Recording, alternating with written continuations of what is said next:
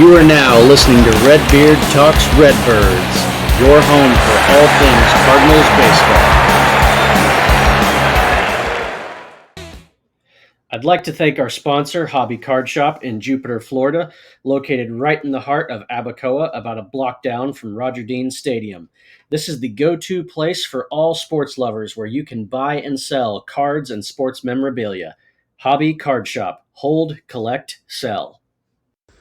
Welcome back. Redbeard Talks Redbirds. We are on location at the Hobby Card Shop with Blake Yager. Is that how I say it? Yes, sir. You got it. Awesome. Tell me about your shop, man. This place is awesome. You know, we just opened up in August. It's been a dream of mine since I was a little kid. I've been collecting since I can remember. I've been around cards and Cardinals my whole life, and it's just been a life goal to have a card shop and to open up a card shop right outside the Cardinals spring training complex. I mean, you can't beat it. We're in Jupiter, Florida. The stadium, Roger Dean Stadium, is right down the street. This is freaking awesome. It's pretty cool. It seems like you guys are killing it. It's been more than we could have ever hoped for, and I think it's going to be crazy when spring training rolls around. We're almost there. When do they start? Pitchers and catchers report in 2 weeks. 2 weeks in a day, I think. It's coming up, y'all. It's coming. It's coming. All right, awesome. I love it.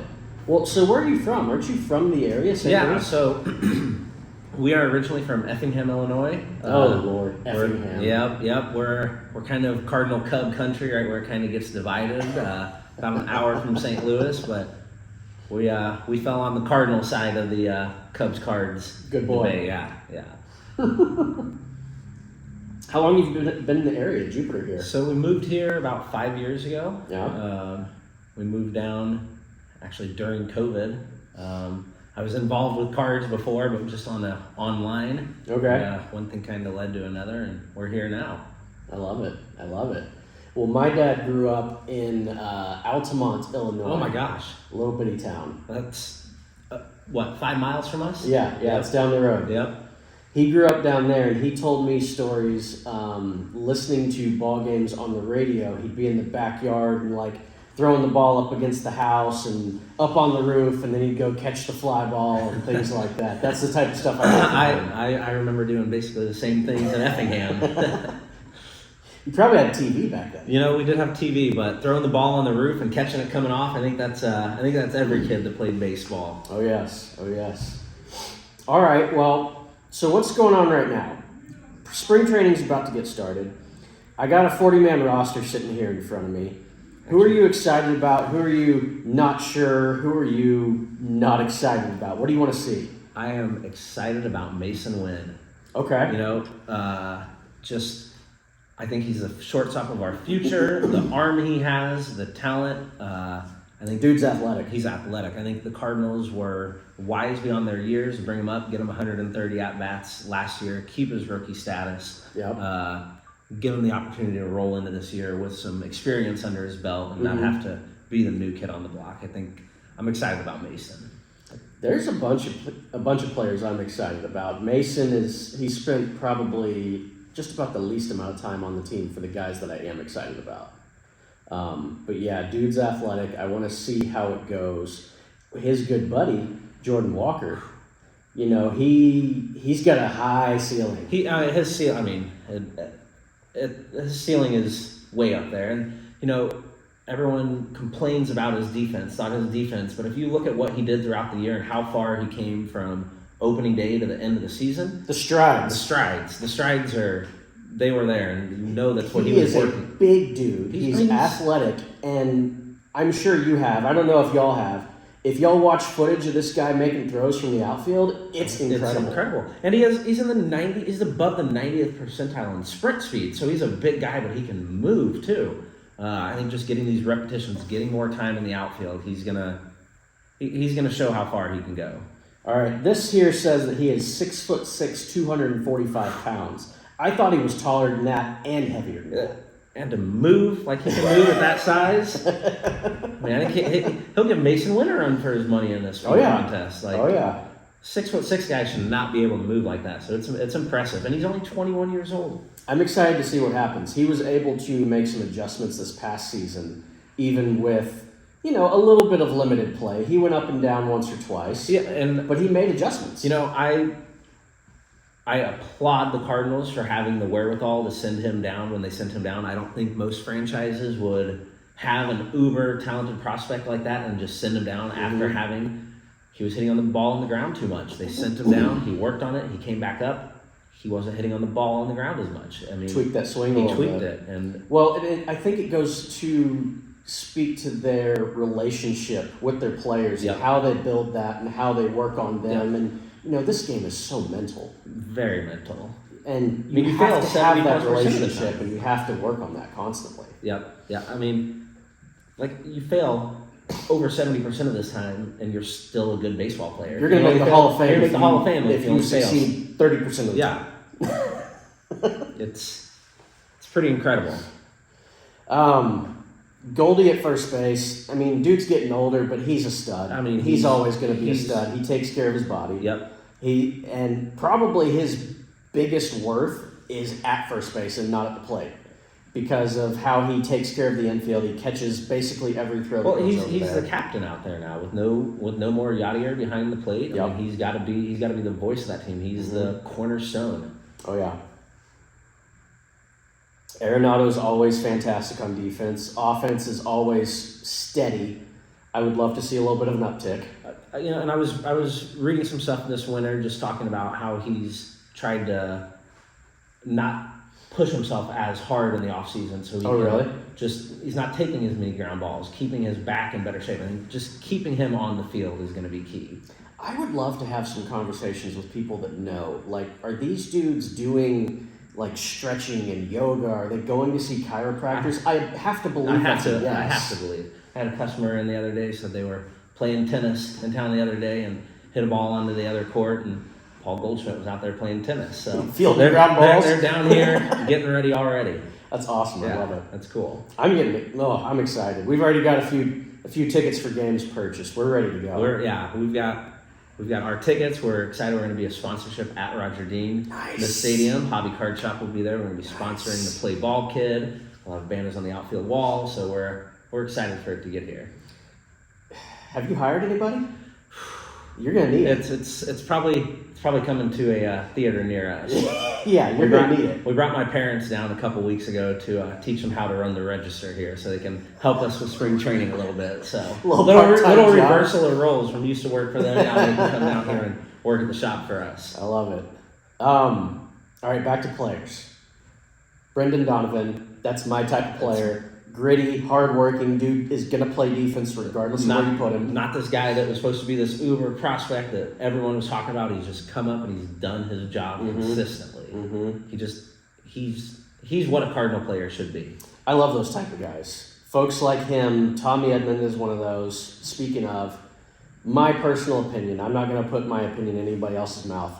Tommy Edman is our best defensive second baseman, our best defensive shortstop, and probably our best defensive outfielder in all three positions. I mean, I think he could win a Gold Glove in center field this year. 100%. I wouldn't be surprised at all. Look what he did once he got the full-time starting center field job. I mean, he's as good as anyone in baseball. Yeah, I'm pumped to see him hopefully have a little bit more of a regular spot and hopefully get his offense coming back up a little bit, because he's got that ability. Well, and I think having him keyed into a position, hopefully, in theory, not switching positions every other game, will kind of allow him to... It's fewer variables. Less things to worry about. Yeah, it gives him the opportunity to really focus on his bat. I mean, we know what he brings to the game defensively. Absolutely. Dude, did you want a coffee? I'm okay. I'm a Red Bull guy. Oh my God. I've had my fill for the morning already. Coffee, man. That's what I'm doing. I think at some point I need to get into coffee. It's just... So what about, let's talk about one guy that's gone, Tyler O'Neill. What are your thoughts there? It's an enigma almost, because we saw what he did when he was healthy and he had his breakout. He was unbelievable, but we never saw that again. And any Cardinal fan we're going to have in the back of our mind, oh God, is he going to be the next Randy Arozarena? Is he going to be the next Adolis Garcia? Did we get away the wrong one again? So we've had a lot of those recently, and you just named a couple of them. We used to win trades. We've been on the losing end a couple times lately, and I think it makes the organization gun shy on moving guys because Sure. they see what's happened. They see guys go win championship MVPs, see guys get MVP votes that were on our roster that we just gave up on too soon.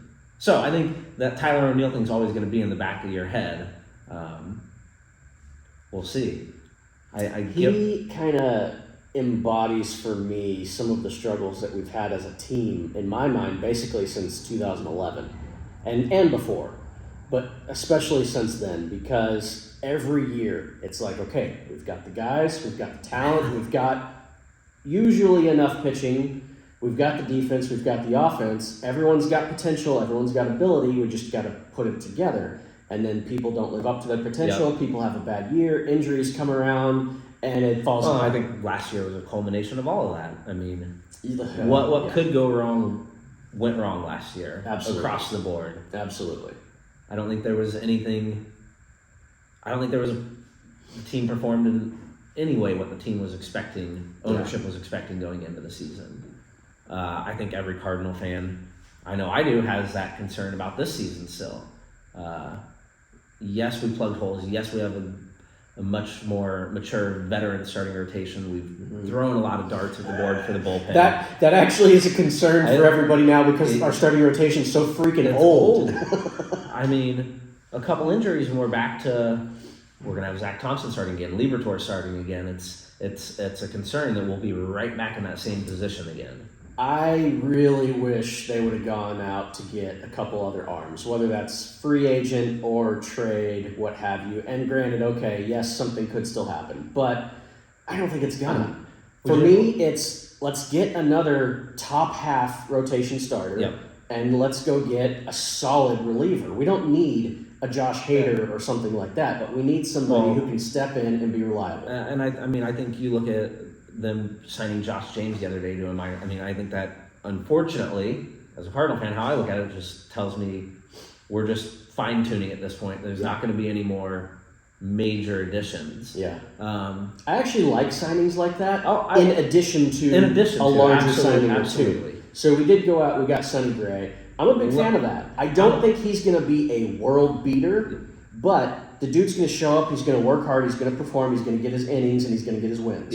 So I know he's going to show up and do well. Like Lance Lynn, I feel good about that. We're signing him off of a down year. He's been a Cardinal before. He knows what it means. He knows that we basically demand winning and putting in the work.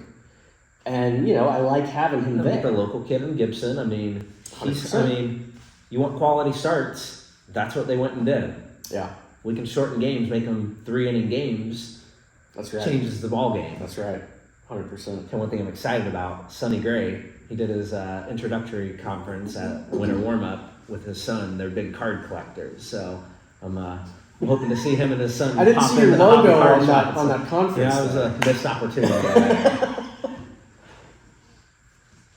All right, what are your thoughts on Ollie? Old Marmol. I like Ollie. I think he's a great manager. You seem a little torn. I am torn. I think what the Cardinals have done is they put the pressure on him. He knows that he's going to have to succeed. Daniel Descalso, he's going to be a manager in the majors one day. I'm excited. Yadier, Molina, I love it. I think he's going to be a great bench coach. Yeah. That was honestly one of my favorite signings of the winter. Sorry, side note real quick. Skip Schumacher, one of my favorite players. I hate that he is managing the Marlins, but I'm so happy for him. I could not agree more. Sorry, go on. We're talking about. He'll be back in Cardinal already again someday. I think Ollie's got a lot of pressure on him. I think he knows it. I mean, look at any of the interviews he's done. He's not running from it. He knows the pressure to win in this organization. Another under 500 year for the St. Louis Cardinals is not acceptable. Right. They're not a downtrodden franchise.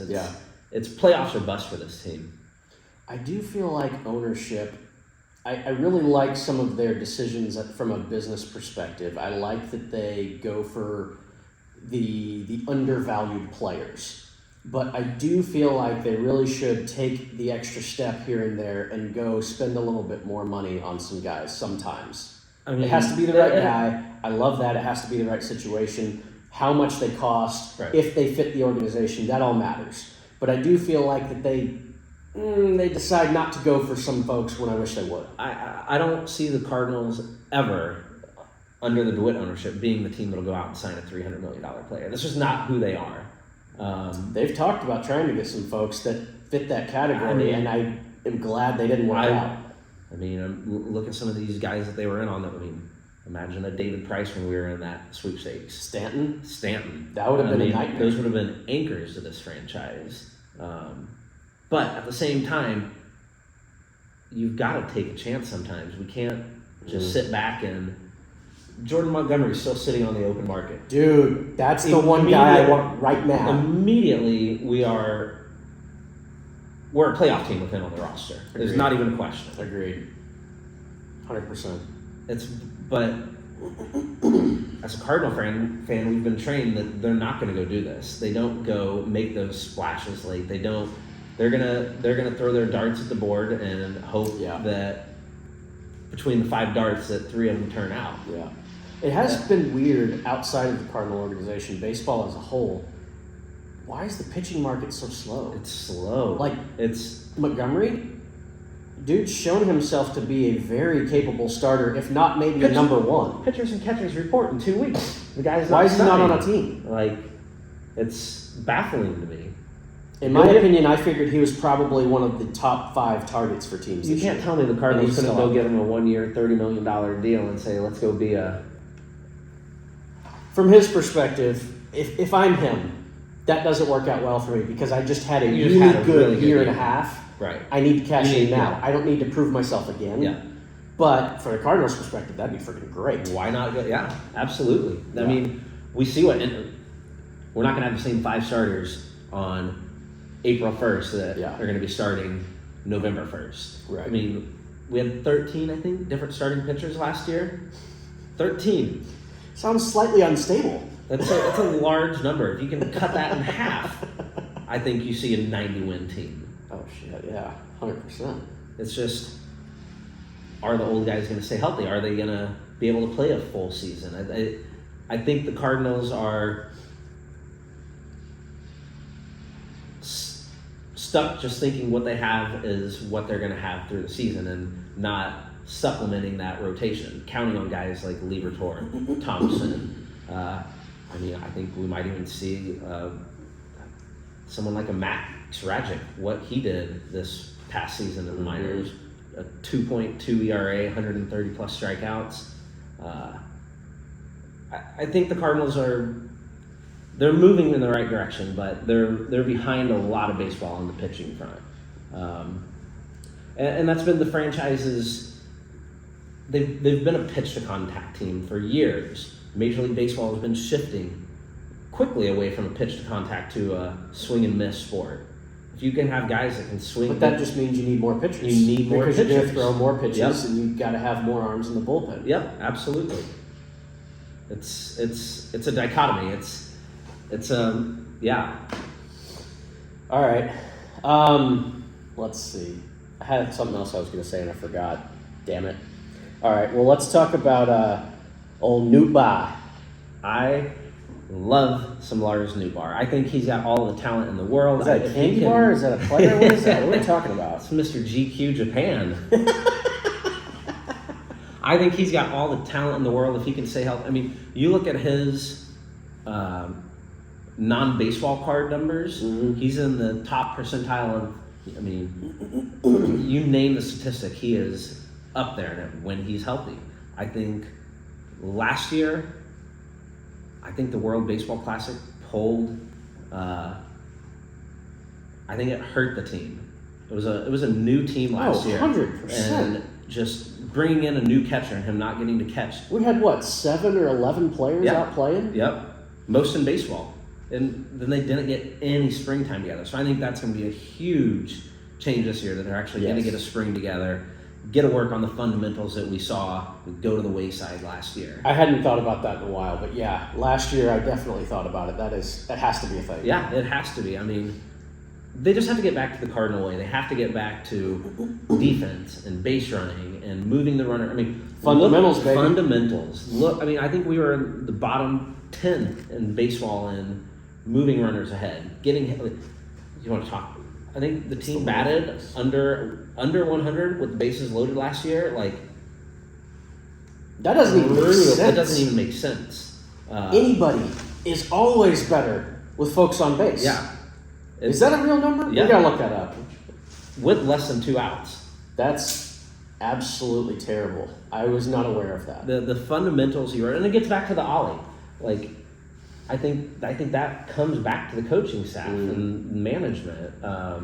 There's got to be ownership there, and hopefully having a full spring this year, not having guys gone all spring and getting to actually work on that stuff as a team. I hope and pray that we'll see I hope they're doing fruits it. of that. I don't know enough about how he runs the organization, how he works with the team, the staff, and everybody. I do know that LaRussa was big on the fundamentals and big on showing up, working hard, and doing everything you're supposed to do. He was also really big on intentionally putting yourself into pressure-packed situations. That way you could get used to how it feels when you're there. And then all of a sudden, it's just normal. Yeah. And therefore, it kind of takes away some of that extra stress that shows up when, oh shit, it's the 9th inning, 1 out, we're down by 2. It removes some of that angst that shows up when you're not used to it. Yep, I could not agree more. And I don't know if Ollie falls under that or not. I don't know how he does it, but we need better results on the team. We've seen an Ollie division champion team, and we've seen Ollie last place. We've seen both ends of the spectrum there. Yep. Whether it's something in the middle, or this is truly the manager he is, or this is truly the manager he is. I think it's a make or break season for him. I do feel like he does a pretty good job. Based on my limited knowledge at this point in time. I agree. I'm a big fan of Tony LaRussa. I know that he rubbed some players the wrong way a little bit. But he won. Like 2 of my favorite players, Scott Roll and Ozzie Smith, both of them kind of butted heads with him. Oh, yeah. And that bothers me because I respect all of them so much. Yep.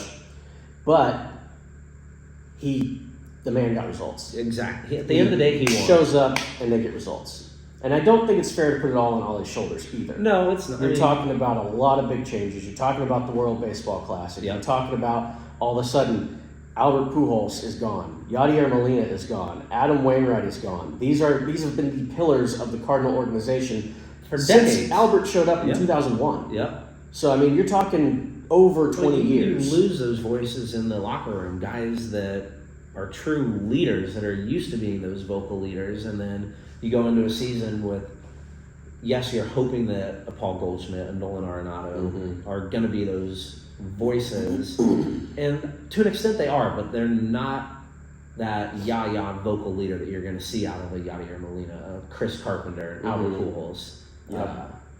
And I think we've seen that in some of their moves this offseason.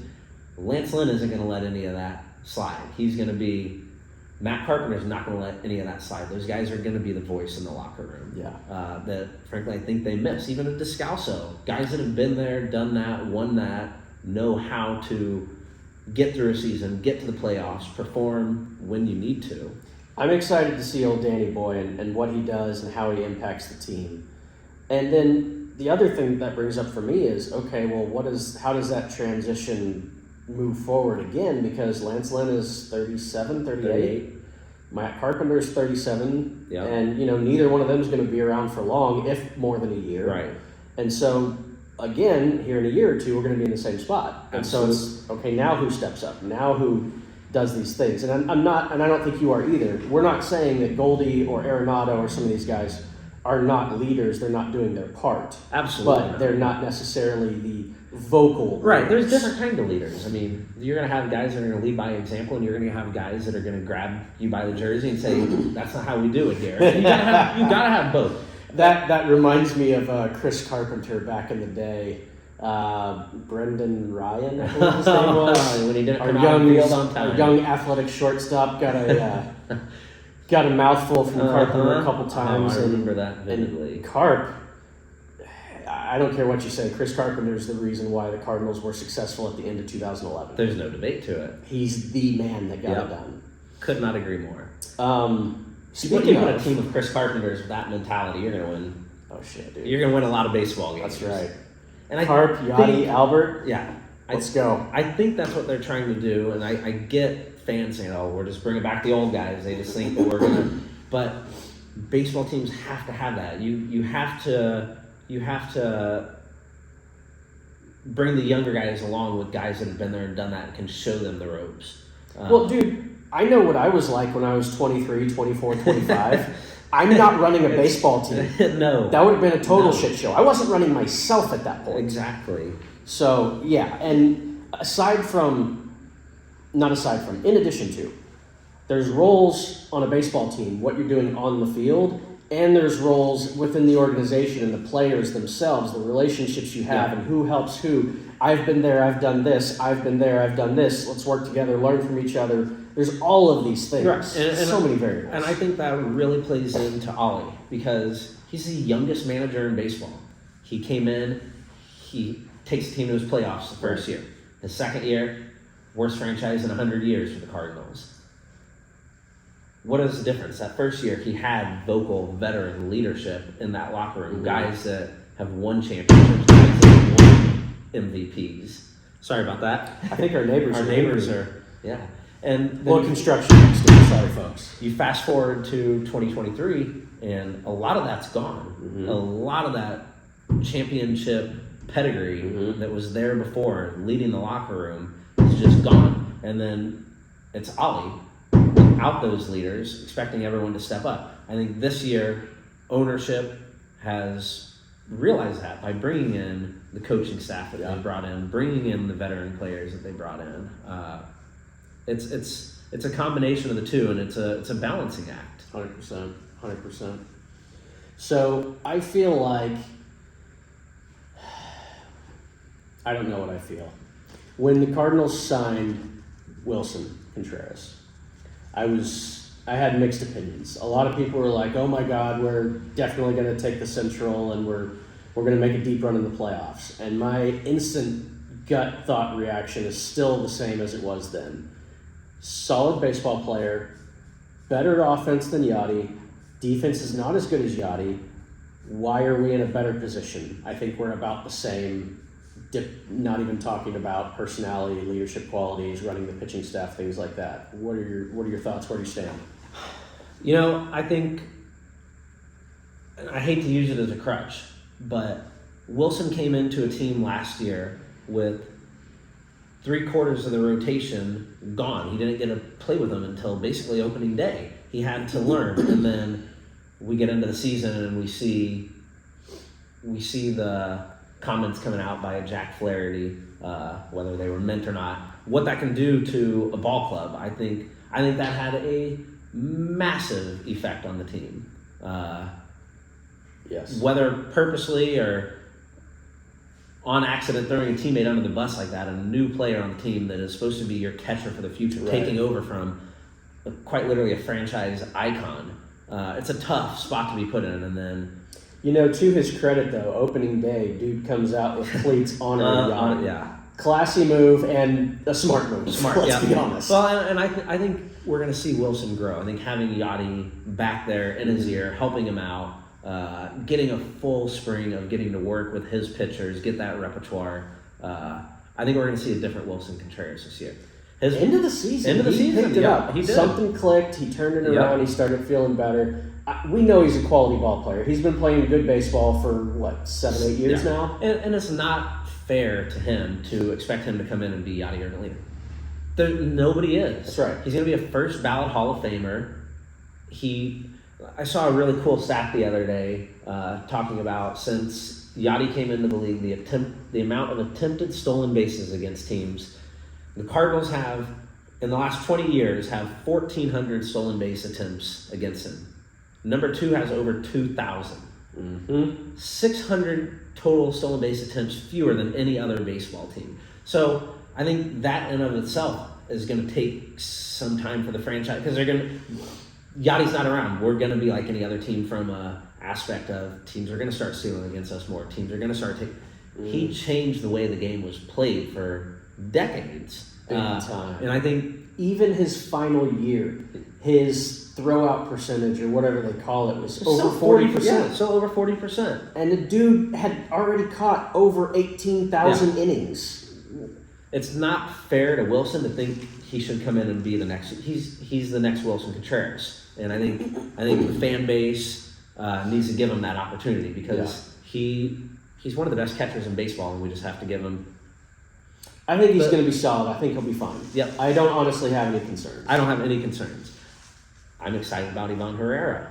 I am too. I'm not going to lie to you though. I'm a little sad that Kinsner, however you say his name. I'm sad that Andrew's gone. I am too. He was. By the way, his girlfriend lives here in Jupiter. We ran into him at Chipotle a couple of weeks ago. Did you? Yeah. All right. He's a good dude. He plays hard. He shows up, and he had his best year last year. I get it. I was a big Kiz support. I don't mind him, but from the Cardinals team, I totally get it. They weren't going to go to arbitration with him. They've got a catcher coming up. They weren't going to spend $1 million on a backup catcher. I get it. Yeah. Sorry to see him go. I'm definitely sorry to see him go. I want him to have a great year. I absolutely wish him the best of luck, for sure. All right. You said arbitration. Tommy Edman avoided arbitration. Thank you, Cardinals. I've heard too many stories of guys going into these courtrooms and being told by their organization, the team they play for, all the things that are wrong with them and why they're not worth the money they want to earn. Of course it screws them up in the head. They're going to be terrible after that. And thank God Tommy did not have to go through that because he is a very important piece of this team. Well, not that he was injured, I get it, but I mean, look what they had to do with Ryan Helsley last year. They had to go in and just basically talk down to him. Like, that's gonna affect the players and it did. Mental makeup. He did not have a great year. No, he did not. I mean, he had a fair year, but he couldn't. I mean, it's not what any of us were expecting. Right.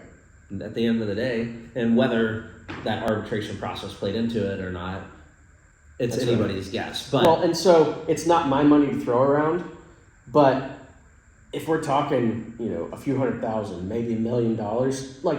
Dude, we need a team. What were we a part of? We need good players. Everyone's working together. Let's just make it happen. Let's work together. I think Tommy was $100,000 they were a part. Again, thankfully. I was thinking like 2 or 3, but yeah. Thankfully they came together and didn't have to go, but the whole file and take it to trial, like these are your guys. Like, they've come up through the entire organization. Why do you want to build that animosity between each other? John, if you're listening, can we talk about that? Let's come up with another way to do this. I would think that the franchise has seen in the past how that affects players and wants to avoid it. Thankfully, we did with Tommy.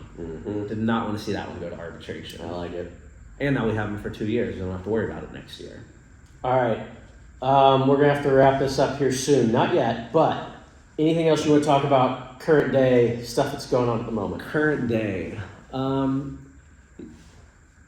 We were talking before. It's not really current day, but we were just talking about Cardinal memories and stuff before we came on. And come on, hit me. One thing last year, my wife and son and I decided to, not last year, the year before, Albert's last season. Okay. Decided to try to follow Albert along and go chase number 700. So what does that mean? How far did you follow him and where? To the ends of the earth? So we were kind of looking at the schedule and seeing when it could possibly happen. And we have family that lives out in San Diego, and we... Okay, so he'd already turned it on. Yeah. At this point. How far in front did you start having this conversation? Around 690. Okay, probably. All right. All right, we can probably make this work. He got to 698, and we're like, we got to go. Plane tickets? We got plane tickets. We went to San Diego. They played 3 games in San Diego. Didn't hit any home runs. We're like, well, we're already in California. They play in LA next. Let's head north and go to LA. Okay. So we went up to LA, got tickets out in left field, and playing the odds. And Albert's first at bat, 699, lands about 20 rows behind us. Oh my gosh. That's incredible. Fast forward 2 at bats, and we're there for number 700. It was one of the coolest Cardinal memories ever, just to be able to, I grew up with Albert, like, to follow him and get to see number 700 in person, pretty cool. That's amazing. I love that. I absolutely love that. My only story with a ball coming anywhere near me that was fun is I was at the ballpark in Arlington, which is now, I don't think there anymore. Or if it is, it's not being used. Yeah, I don't think it is.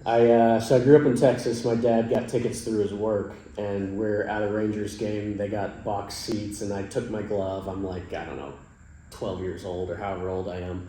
And I'm sitting out there for innings with my glove. And, there's like a 0.1% chance of balls coming anywhere near me. And I get tired. I'm like, screw this. I'm going to go get some food. So I walk inside and grab some food. And, of course, right then, foul ball comes up, hits my glove while I'm inside, and one of the other guy's kids grabs it. And it's like, well, wasn't meant to be, I guess. Right?